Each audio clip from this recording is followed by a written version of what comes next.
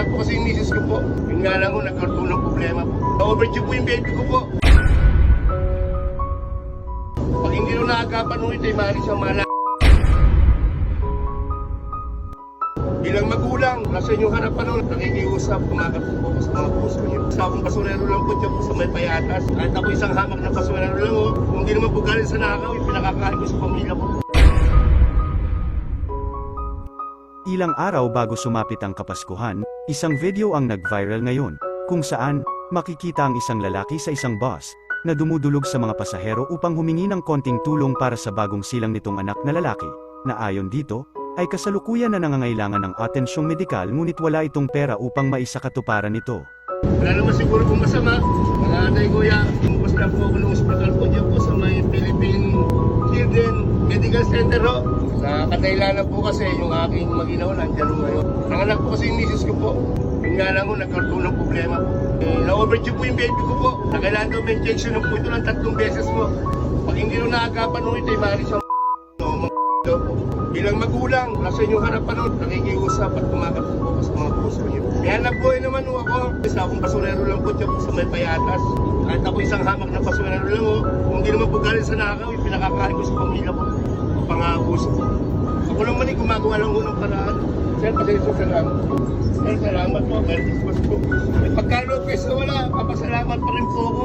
Yung naipon ko naman sa paghahakot ng basura sa kalsada, ipinayad ko naman po. Medyo may kamahalan po yung injectable po nito.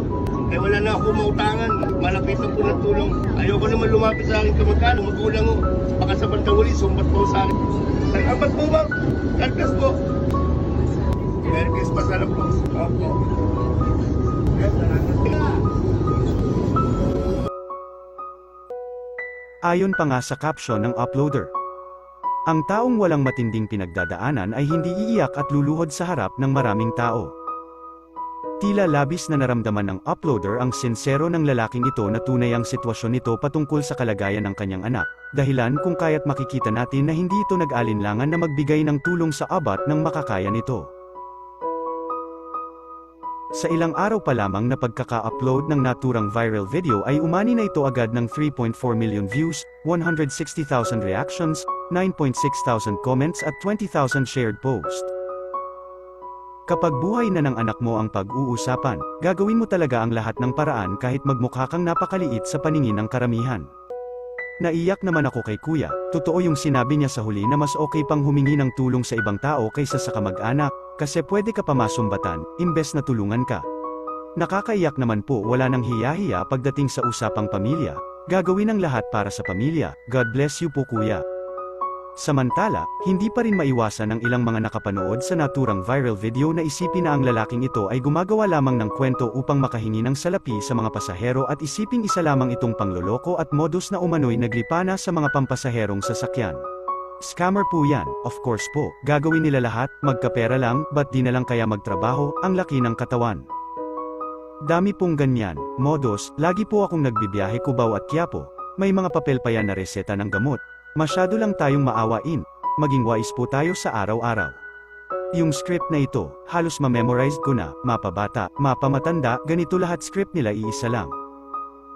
Maaaring mahirap matukoy kung sino ang mga tunay na nangangailangan ng tulong at kung sino ang mga nanloloko lamang ng kapwa, ngunit kung galing sa iyong puso ang pagtulong sa iyong kapwa na hindi na naghahangad pa ng kapalit sa pamamagitan ng pag-alam ng katotohanan patungkol sa tunay na sitwasyon ng taong iyong tinulungan, ay marapat na lamang natin itong ipagpasa Diyos, dahil ang pinakamahalaga ay ang pagbibigay mo ng tulong dahil sa iyong pagmamahal sa iyong kapwa, hindi man natin alam kung sino ang totoo sa hindi, alam naman ito ng ating Panginoon, kaya't ang importante nating isipin ay kung ano ang makikita ng Diyos sa mga bagay na ating ginagawa.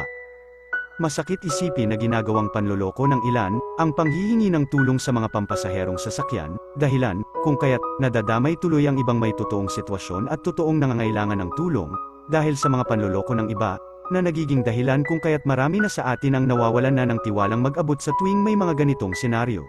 Ikaw, isa ka ba sa nagbibigay sa mga ganitong sitwasyon habang ikaw ay nasa pampasaherong sasakyan? O isa ka sa mga taong nadala ng tumulong sa mga ganito dahil sa isipin na isa lamang itong modus? Ikaw na ang humusga.